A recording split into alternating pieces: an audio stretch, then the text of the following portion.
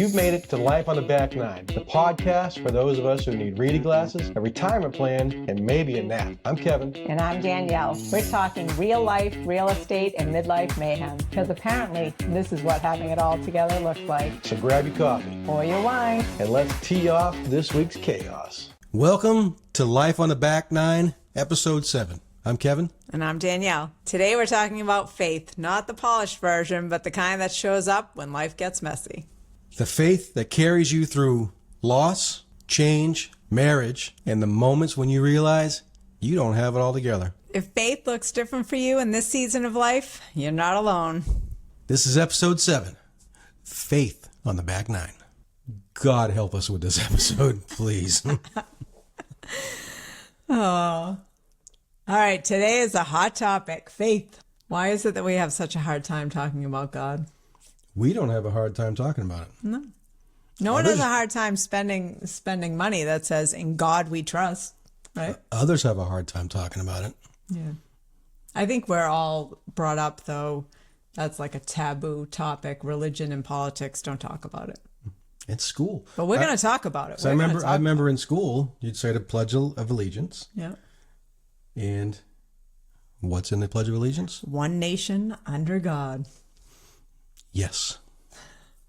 But all of a sudden, we're not allowed to talk about All of a sudden, God we're not anymore. allowed to. Yeah. All inclusive. Yeah. I remember being in my yoga training and the topic of God coming up, and our instructor was so afraid of offending anyone. She's like, you don't have to believe in God. And I said to her, I'm like, we started talking about the way we were raised, because she was raised Catholic as well. And I said, I just don't really think of God and religion as the same thing for me. Religion is a pathway to develop a relationship with God, but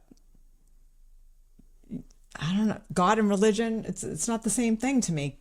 I've always believed in God, even if I questioned my religion. I never questioned whether God existed ever.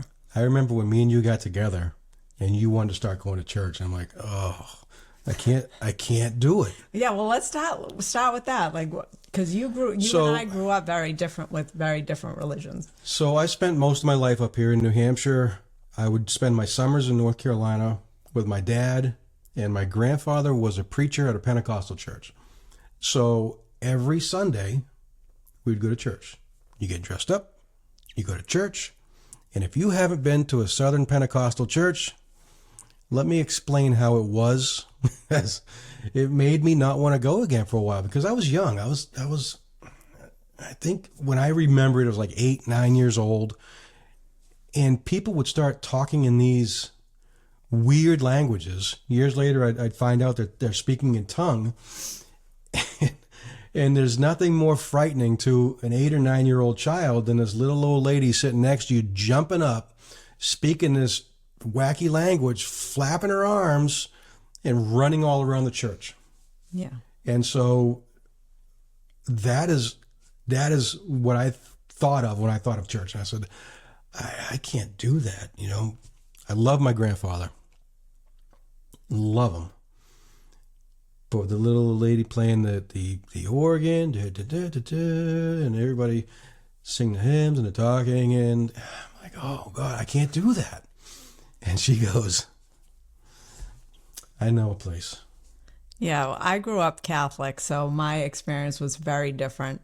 But even though I grew up Catholic, religion wasn't really pushed on us. I think had my dad been alive, we probably would have gone to church every Sunday. His aunt was one of the Sisters of Notre Dame, and my father at one point thought about becoming a priest. So he was very religious. He used to read the Bible to me when I was young, and I always went to Catholic school. Most of my life I went to Catholic school. But my mother wasn't super religious. So after my dad died, she didn't push religion on us. I wanted to go to church. And I think for me, I wanted to go to church. I always felt this sense of peace whenever I was in church. So that was really the extent of it. But I guess it kind of transitioned in my 20s. Once I had children, I was bringing them to church every Sunday, and they went to Catholic school. And when I got divorced, it was The devil. yeah, I was all of a sudden a sinner and not accepted at church. And there was so much shame. There's always so much shame around divorce to begin with. Yeah. To be a young single mom going through a divorce, that's a time when you really need the support of your community and your church. And I did not have that and kind of stepped away from it at that point. So we got together, and she goes, I was a barber one time, and this guy came in. He's got tattoos up his arm, and he comes in. He's got jeans on, leather jacket. She goes, I was cutting his hair, and we were talking about, you tell the story, because this leads into where we're going with this. Yeah, I was working as a barber. I was a teacher for 5 years and then decided I needed a break and went back to my original career, which was I was a hairstylist. I was working at a barber shop. A guy pulls up on a Harley, comes in, sits in my chair, and I don't know how we got on the topic. Maybe because the barbershop that I was in was open 7 days a week. And we started talking about, I said to him, I really miss Sundays when everyone just stayed at home, went to church and then had dinner with their family. And I said, even for me as a teacher, I think the reason I left teaching was I didn't really like the direction it was going in. And I said to him, I think it was a big mistake that we removed God from schools and government. At this time, I didn't even know what he did for a living. I don't know how we got on this topic. He was a dude on a Harley. Yeah, that was one thing I never did. We didn't talk religion or politics with any of our clients. But he went on to tell me that he was a pastor of a local church and invited me to his church. And it was completely different from what I had grown up with. It was a Christian church and very different, but I loved it. And then I moved out of the area, and that was during it was right before COVID. So I moved up to the seacoast. I was looking for a church. I went to a couple. I reached out to him asking, but he wasn't from this area originally. And so he didn't really know anyone in the seacoast yet. And then... So then we moved back down here, and she goes, I want to go back to church. I'm like, I can't do it. And we're watching Elvis, the movie of Elvis. And when he first goes into that church, remember that scene where he goes in there and everyone's up dancing, they're clapping their hands and they're singing? I'm like, you find me a church like that, and I will go. Yep. And I said, well, I might know one. So we went, and my expectation wasn't high. My expectation was just like what I think of church, right? You sit down, you get dressed up in your Sunday best, somebody's going to preach at you. And this was completely different. I sat there and the worship team, I call them the band because I didn't even know worship team was a thing. And they started playing, and man, I started getting my eyes started leaking a little bit and started getting all mushy. And then this pastor gets up there and starts talking, and he's like this normal guy. Yeah. He's got tattoos on his arm. He's got his fresh out of a barbershop, and it's like But he has a wife and kids, and that was very different for me. And he's telling stories that relate to everyday life. And there were certain times during that, I'm like, I think he's talking to me. Yeah. I said, I think you talked to him beforehand. Our pastor is really good about giving us scripture and making it apply to real life situations. And I think that's why we love it there. That's one of the reasons. But I feel like having a relationship with God and believing that there's someone you answer to, I don't know, that's so important in life. I always had the belief, but I separated that from, I didn't feel like I had to be in church to have that belief. No. And I didn't want to I don't want to be judged for my beliefs. I don't judge anybody else for theirs. If they have their beliefs, they have them. But people are very judgy, and especially people in the churches, at least in my past experience, people in churches were some of the most judgy. Let me just tell you, there's only one judge, Yes. And it ain't you. And he's It ain't me. and he's accepted me, and I've accepted him. Yes. And I've since joined the worship team. I love, serving on that. You serve in the kids' Yeah, I world. serve with the kids. So now I'm no longer teaching, but I'm still involved with Yeah. the kids. So I love that. Yeah, we love it. And if you ever want to experience what we experienced, just come to where we're coming. We just opened up a new one in Lowell, and it's amazing. It is amazing. Well, you didn't say where it is. So what is it? We're going to Oh, okay.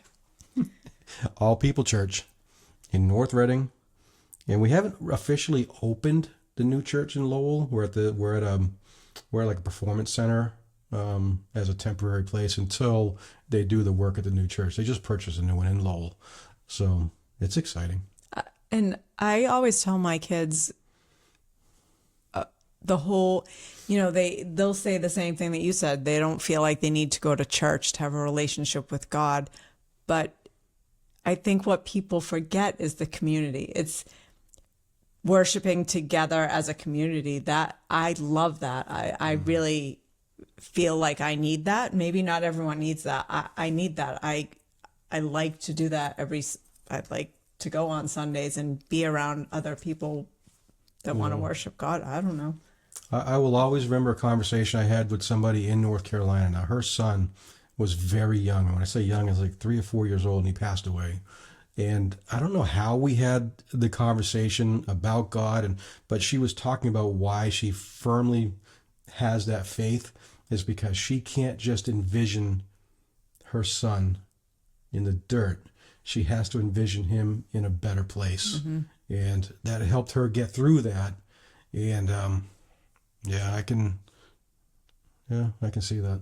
Yeah, I feel like there have been times I remember it was right before you and I got together, and I was going through a super bad time, and I don't think I was even listening to Christian music at that time, but a song came on the radio called Thy Will Be Done. Mm-hmm. And I would just play that on repeat every time I was in the car because I needed to hear that even that all the stuff I was going through was just part of a bigger plan. And I mean, my life now is so amazing. I never would have, at that time, I couldn't even picture life being good.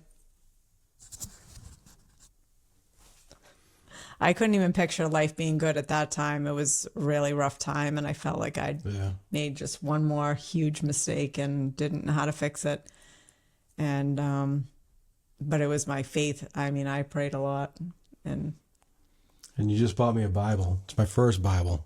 First I know. I probably had it when I was younger. But we talked about that, like both of us growing up. Your grandfather was a preacher, and I went to Catholic school my entire life, and neither one of us had ever read the Bible. Yeah. So if you haven't read the Bible, you should read the Bible. So I sat down and started reading it.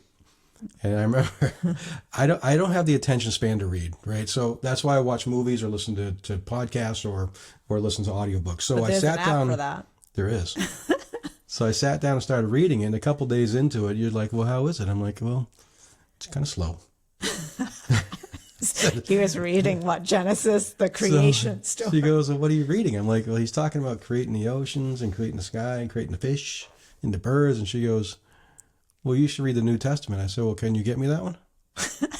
Like it was a separate book. She goes, it's in the Bible. Well, you laugh at that, but people don't know that I know. The Bible is separate books. And so I just saw those as chapters. And so you said, go to the New Testament. Well, the New Testament is this thick. The rest of the Bible is that thick. And so I started reading Matthew, the first one. I was like, this is so weird how this relates to real life. That people don't realize the stuff he's preaching is just, it's for you to be a better person. Mm-hmm. Treat your neighbor well, right? Love your neighbor, treat people good. And people don't realize that all the ancient texts, the principles in all of them are the same. So you can say it didn't come from God, but they all say the same thing. Yeah. Love one another, all this stuff that is going on in the world today. is not the right thing. So it's funny because as I'm reading it, so I read Matthew and then I read Mark and I'm into Luke, and I'm like, you could tell the difference of these people because they're writing the same story. Mm-hmm. It's just in their version, their words. And you can tell Matthew was a good writer. Mark was kind of short.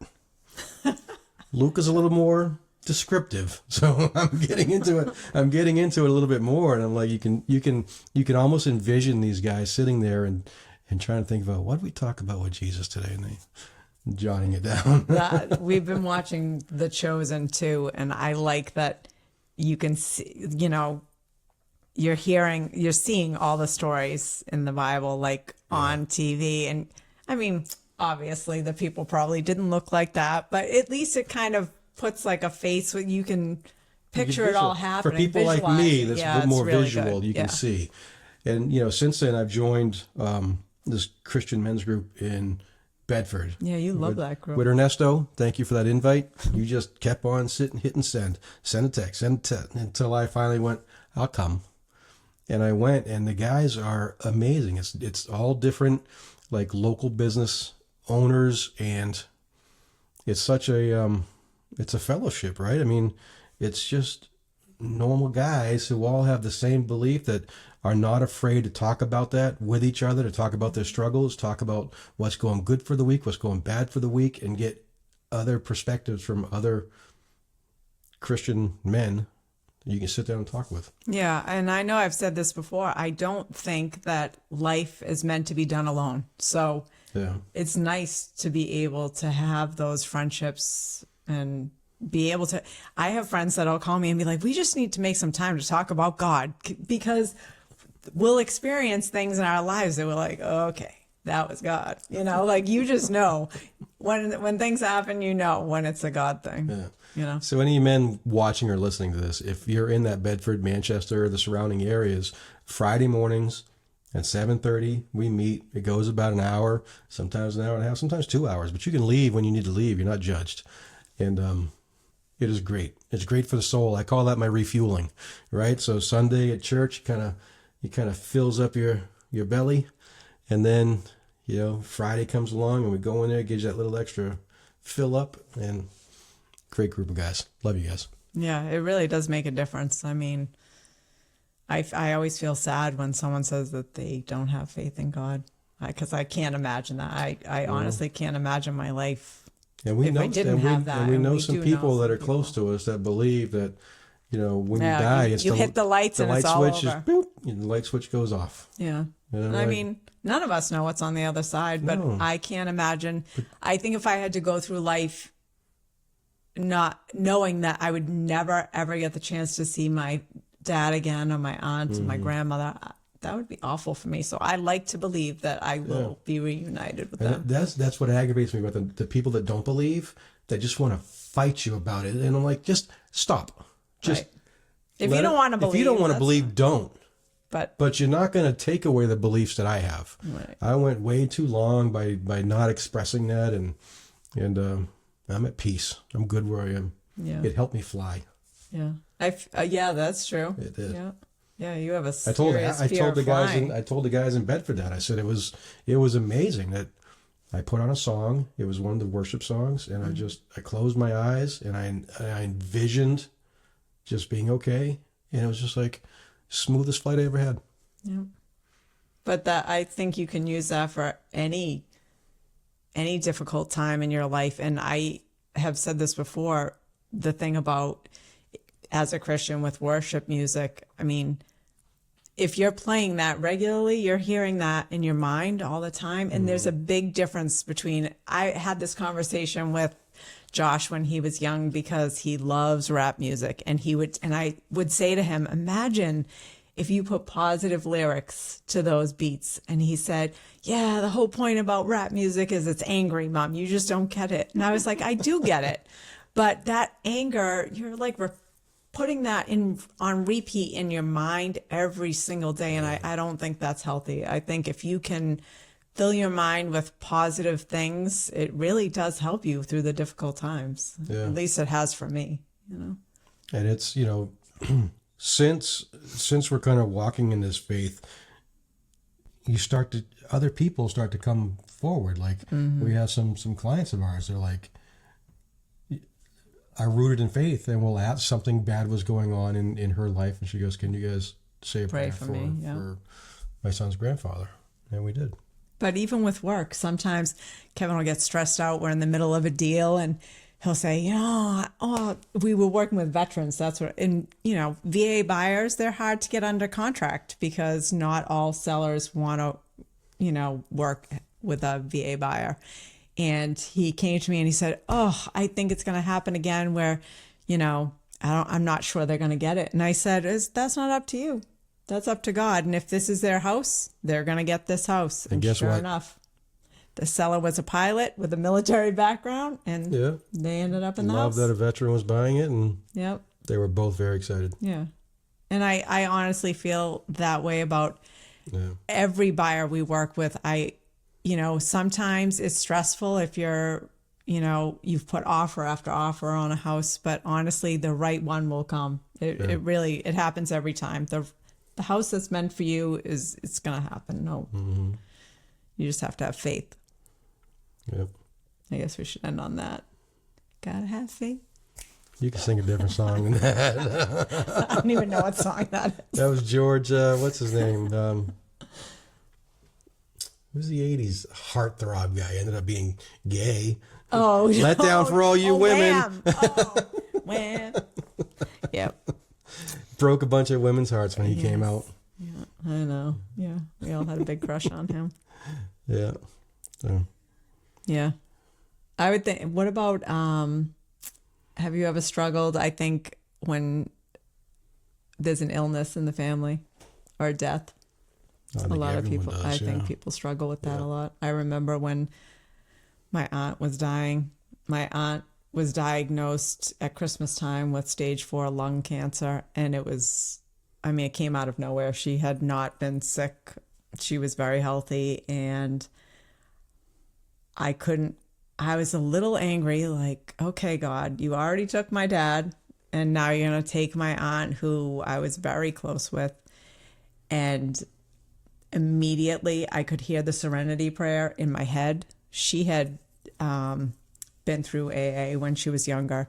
And so I had heard that prayer a million times. And I don't know if she put it in my head or God put it in my head, but, I think I needed to hear that there are some things you just have no control over, and you have to learn to accept that and change the things you can. And you pray for the wisdom to know the difference and be a good person.